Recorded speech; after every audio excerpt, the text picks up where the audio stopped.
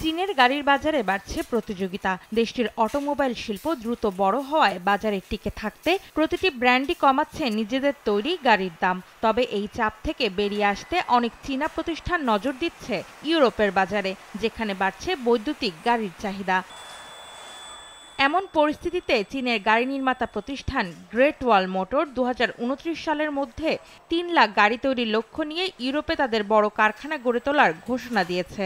2023 সালের মধ্যে মোট 10 লাখ গাড়ি বিক্রির লক্ষ্য ঠিক করেছে প্রতিষ্ঠানটি। এজন্য কারখানা নির্মাণে স্পেন ও হাঙ্গেরিকে প্রাথমিক পর্যায়ে বাছাই করেছে প্রতিষ্ঠানটি। আমরা শুধু একটি কারখানা বানাতে চাই না, আমরা ইউরোপে দীর্ঘমেয়াদী প্রতিযোগিতায় নামতে চাই। ইউরোপ ইঞ্জিন প্রযুক্তির বড় বাজার হওয়ায় পেট্রোল, হাইব্রিড ও ইলেকট্রনিক সব ধরনের গাড়ি তৈরির পরিকল্পনার কথা জানিয়েছে গ্রেট ওয়াল মোটর। তবে শ্রম খরচ, শুল্ক নীতি ও লজিস্টিক সুবিধার কথা বিবেচনা করেই চূড়ান্ত সিদ্ধান্ত নেওয়া হবে বলে জানায় প্রতিষ্ঠানটি।